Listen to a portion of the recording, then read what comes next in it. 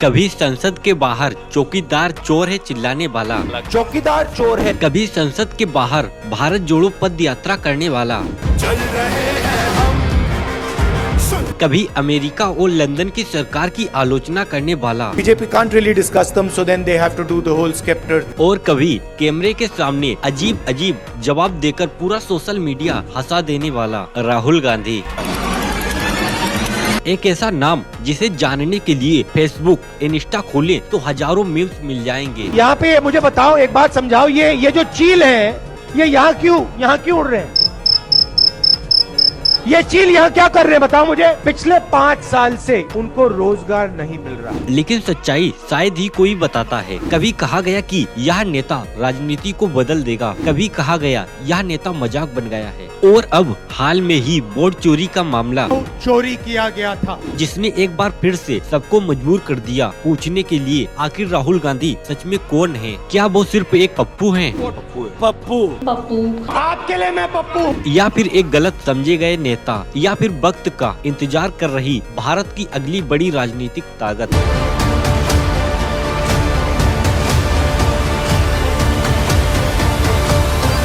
सोचो, एक कमरे में एक छोटा सा बच्चा खेल रहा है, हंसी की गूंज है, पर ये कोई सामान्य बच्चा नहीं है। इसके खून में पूरा हिंदुस्तान लिखा था। 19 जून 1970 सोनिया गांधी और राजीव गांधी के घर में एक बेटा पैदा हुआ। नाम रखा गया राहुल गांधी। जिस घर में वह पैदा हुआ था उस घर की खिड़कियों से गली मोहल्ले नहीं बल्कि लाल किला और संसद भवन दिखते थे। राहुल का बचपन एक पैलेस में हुआ, लेकिन यह पैलेस से कैद खाना था। राहुल के परिवार की तस्वीर का मतलब सिर्फ मम्मी पापा और बहन तक सीमित नहीं था। उनके परिवार के एल्बम के पहले पन्ने में खुद उनके परदादा पंडित जवाहरलाल नेहरू थे, भारत के पहले प्रधानमंत्री। उनकी दादी इंदिरा गांधी दुनिया में आयरन लेडी के नाम से प्रसिद्ध हुई। उनके पिता राजीव गांधी कुछ सालों के बाद देश के सबसे युवा प्रधानमंत्री बनने वाले थे, और मां सोनिया गांधी इटली से आई हुई एक साधारण लड़की जो धीरे धीरे देश की सबसे शक्तिशाली महिला बन गई। और आप सोचो कि जिसके पास कभी लाल बहादुर शास्त्री और कभी मोरारजी देसाई आते थे, मतलब उनका बचपन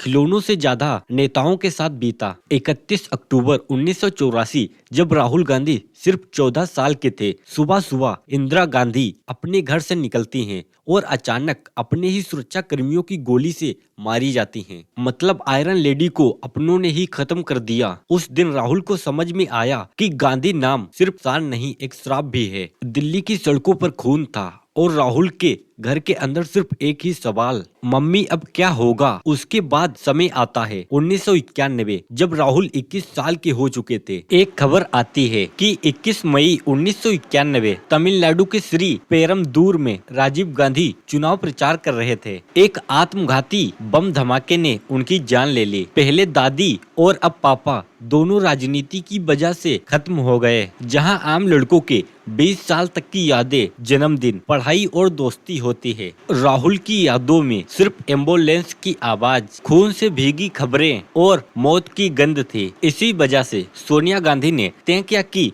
राहुल और प्रियंका को दुनिया से थोड़ा दूर रखा जाए। विद्यालय में प्रवेश, सुरक्षा, बाहर जाना बहुत कम, और राहुल का एक नकली नाम भी था, राहुल बिंची। सोचो, एक लड़का जो अपनी असली पहचान इस्तेमाल नहीं कर सकता, न वह बस में सफर कर सकता, न सड़क के किनारे चाट खा सकता, न गली में क्रिकेट खेल सकता, सिर्फ एक कारण कि उसका सरनेम गांधी है। राहुल के लिए बचपन का मतलब था पावर भी और खौफ भी। उसके लिए फैमिली का मतलब था प्राइम मिनिस्टर भी और लाश भी। उनके नाम का मतलब था शान भी और बोझ भी। एक इंसान जो पॉलिटिक्स से दूर भागना चाहता था, लेकिन जहां भी जाता पॉलिटिक्स उसके पीछे आ जाती थी।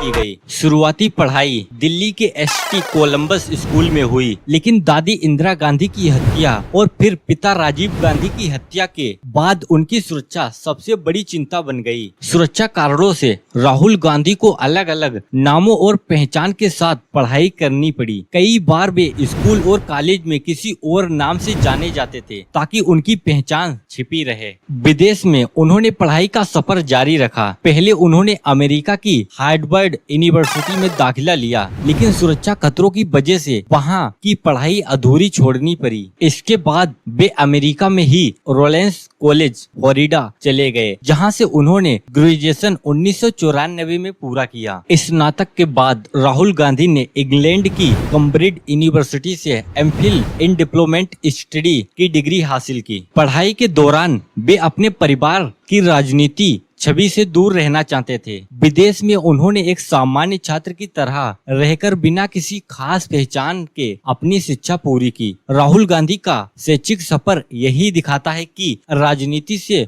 दूर रहते हुए भी उन्हें हमेशा सुरक्षा और पहचान छुपाने की मजबूरी झेलनी पड़ी। साल 2004 भारतीय राजनीति में एक नया चेहरा उतरा। नेहरू गांधी परिवार का वारिस राहुल गांधी। उन्होंने उत्तर प्रदेश की अमेठी लोकसभा सीट से चुनाव लड़ा। यह वही सीट थी जिसे पहले उनके पिता राजीव गांधी और फिर मां सोनिया गांधी संभाल चुकी थीं। 2004 के लोकसभा चुनाव में राहुल गांधी ने लक्ष्मीकांत बीजेपी को लगभग 2,90,000 वोटों से हराकर जीत दर्ज की। यह जीत कांग्रेस कार्यकर्ताओं के लिए बड़ा उत्साह लेकर आई। 2009 के आम चुनाव में कांग्रेस ने 206 सीटें जीती और राहुल गांधी की सक्रिय भूमिका को इसका श्रेय दिया गया। अमेठी से राहुल गांधी ने फिर शानदार जीत हासिल की। उन्होंने बीजेपी की डॉक्टर स्मृति ईरानी को बीएसपी उम्मीदवार को हराकर दूसरी बार संसद में एंट्री की। इस बार इनका जीत का अंतर लगभग 3,70,000 वोट था। लेकिन 2014 का चुनाव राहुल गांधी और कांग्रेस दोनों के लिए एक बड़ा झटका साबित हुआ। नरेंद्र मोदी के नेतृत्व में बीजेपी ने ऐतिहासिक जीत हासिल की, 543 में से 282 सीटें। वहीं कांग्रेस सिर्फ 44 सीटों पर सिमट कर रह गई, जो उसका अब तक का सबसे बुरा प्रदर्शन था। राहुल गांधी ने भले ही अमेठी की जीत दर्ज की, लेकिन इस बार उनका अंतर बहुत कम हो गया। उन्होंने स्मृति ईरानी को केवल 1,07,000 वोटों से हराया। यह नतीजा बताता था कि राहुल गांधी का गढ़ अब पहले जैसा सुरक्षित नहीं रहा। फिर आया 2019 का चुनाव, जिसे राहुल गांधी के लिए सबसे कठिन दौर कहा जा सकता है। नरेंद्र मोदी की लहर और भी तेज थी। बीजेपी ने इस बार 303 सीटें जीती, जबकि कांग्रेस सिर्फ 52 सीटों तक पहुंच पाई। लेकिन सबसे बड़ा झटका तब लगा जब राहुल गांधी अपनी परंपरागत सीट अमेठी से हार गए। अमेठी में स्मृति ईरानी ने उन्हें 55,000 वोटों से हरा दिया। हालांकि राहुल गांधी ने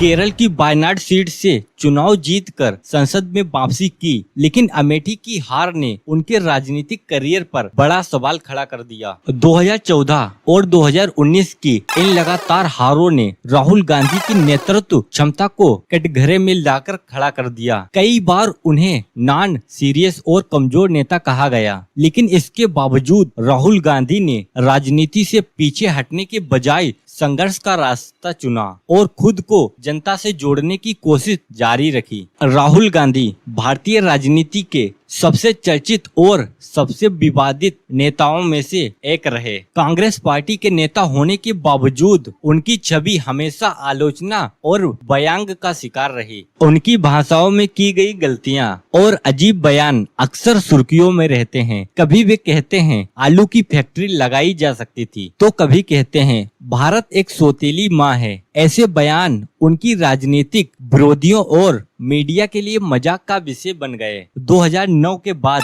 मीडिया ने उन्हें पप्पू का टैग दे दिया और सोशल मीडिया पर मैं पप्पू हूँ और सोशल मीडिया पर उनका मजाक उड़ाया जाने लगा। यह इमेज इतनी मजबूत हो गई कि कई बार उनके गंभीर भाषण भी लोग उन्हें हल्के में लेना शुरू कर दिया। 2014 और 2019 के चुनाव में कांग्रेस की हार के बाद राहुल गांधी पर सीधा आरोप लगाया गया कि वे पार्टी को संभालने में नाकाम रहे। उनकी नेतृत्व क्षमता पर सवाल उठे और कई बार कांग्रेस के भीतर से भी आवाजें उठी कि पार्टी को नया नेतृत्व चाहिए। एक और बड़ा विवाद था 2013 का अध्यादेश। राहुल गांधी ने मीडिया के सामने आकर एक अध्यादेश की धज्जियां उड़ा दी थी। दोनों के बीच क्या कनेक्शन है और क्यों उस अध्यादेश का विरोध करना राहुल के लिए आज मुश्किलें खड़ी कर रहा है? मनमोहन सिंह की सरकार ने आपराधिक पृष्ठभूमि वाले नेताओं को बचाने के लिए अध्यादेश लगाया। लेकिन राहुल गांधी ने प्रेस कॉन्फ्रेंस में अचानक उस अध्यादेश की कॉपी फाड़ दी और उसे नॉनसेंस कहा। इस घटना ने सरकार को शर्मिंदगी में डाल दिया और प्रधानमंत्री की साख पर सवाल खड़े कर दिए। संसद में भी राहुल गांधी कई बार चर्चा में रहे। 2018 में प्रधानमंत्री नरेंद्र मोदी पर तीखा हमला करने के बाद उन्होंने अचानक उठकर नरेंद्र मोदी को गले लगा लिया। यह घटना राहुल गांधी पर यह भी आरोप लगता रहा कि वे राजनीति को गंभीरता से नहीं लेते, अक्सर लंबे समय तक विदेश यात्रा पर चले जाते हैं, जिससे विरोधी उन्हें पार्ट टाइम नेता कहते हैं। 2019 के चुनाव के बाद जब अमेठी से हार गए तो आलोचकों ने कहा यह राहुल गांधी नहीं बल्कि कांग्रेस की परंपरागत राजनीति की हार थी। लेकिन आलोचनाओं के बावजूद राहुल गांधी ने राजनीति छोड़ने से इनकार कर दिया। उन्होंने हमेशा कहा कि मैं लड़ाई जारी रखूंगा, चाहे आलोचना कितनी भी क्यों न हो। 2019 की करारी हार और आलोचनाओं के बाद बहुत लोग ने सोचा कि राहुल गांधी अब राजनीति से किनारा कर लेंगे, लेकिन इसके विपरीत 2022 में उन्होंने एक ऐसा कदम उठाया जिसने उनकी छवि को पूरी तरह से बदल दिया। यह कदम था भारत जोड़ो यात्रा। 7 सितंबर 2022 को कन्याकुमारी से शुरू होकर यह यात्रा लगभग 4000 किलोमीटर लंबी थी। 14 राज्यों और 2 केंद्र शासित प्रदेशों से होते हुए 30 जनवरी 2023 को यह यात्रा कश्मीर में समाप्त हुई। इस यात्रा का मकसद था धर्म, जाति और भाषा के नाम पर बढ़ती नफरत और विभाजन को खत्म करना और लोगों से सीधा जुड़ाव बनाना। राहुल गांधी ने यह यात्रा पैदल पूरी की, कड़ी धूप में, बारिश में, ठंडी हवाओं और बर्फबारी में। कई बार उनके जूतों के फट जाने की तस्वीरें वायरल हुईं। कभी बच्चों के साथ दौड़ते नजर आए तो कभी किसान और मजदूरों के साथ सड़क पर बैठकर खाना खाते दिखे। इस यात्रा ने लाखों लोग शामिल हुए, साधारण नागरिक, किसान, महिलाएं, युवा और कई बड़े नेता। राहुल गांधी की दाढ़ी और नया अंदाज मीडिया की सुर्खियों में बन गया। लोगों ने कहना शुरू किया कि राहुल गांधी अब एक सीरियस नेता की तरह दिख रहे हैं। यात्रा के दौरान राहुल गांधी ने बेरोजगारी, महंगाई और संविधान की रक्षा जैसे मुद्दाओं को उठाया। उन्होंने खुद कहा यह यात्रा राजनीतिक नहीं बल्कि विचारधारा की लड़ाई है। इस यात्रा ने कांग्रेस कार्यकर्ताओं में नई जान फूंक दी। कई बार राजनीतिक विश्लेषकों ने भी माना कि इससे राहुल गांधी की छवि बदली है। जहां पहले उन्हें पप्पू कहकर मजाक उड़ाया जाता था, अब उन्हें जनता का नेता मानकर देखा जाने लगा। 2024 के आम चुनाव से पहले यह यात्रा कांग्रेस के लिए सबसे बड़ा राजनीतिक अभियान साबित हुई और राहुल गांधी के लिए यह उनके जीवन की सबसे अहम राजनीतिक यात्रा थी, जिसने उन्हें एक नए अवतार में जनता के सामने पेश किया। राहुल गांधी एक ऐसा नाम जो भारतीय राजनीति में हमेशा चर्चे में रहा, कभी विरासत के वारिस के रूप में तो कभी कमजोर नेता के आरोप के बीच। उनके परदादा, दादी और पिता तीनों प्रधानमंत्री रहे, लेकिन राहुल गांधी के लिए सत्ता की कुर्सी कभी आसान न रही। उनके हिस्से में आई आलोचना, हार और मजाक। 2014 और 2019 की हार ने उनकी राजनीतिक यात्रा को लगभग खत्म कर दिया था, लेकिन भारत जोड़ो यात्रा ने उन्हें एक नई पहचान दी। एक ऐसे नेताजी जो सिर्फ सत्ता नहीं बल्कि लोगों से जुड़ाव की बात करता है। सवाल अब भी वही है, क्या राहुल गांधी कभी प्रधानमंत्री बन पाएंगे? क्या वे कांग्रेस को फिर से भारत की सबसे बड़ी पार्टी बना पाएंगे, या उनकी कहानी हमेशा संघर्ष और विवाद के बीच ही सिमट कर रह जाएगी? इतिहास गवाह है, नेहरू गांधी परिवार ने देश को प्रधानमंत्री दिए, लेकिन राहुल गांधी की कहानी अब भी अधूरी है। यह कहानी है विरासत और संघर्ष की, आलोचना और उम्मीद की, हार और एक नए अवतार की, और शायद यही राहुल गांधी की सबसे बड़ी पहचान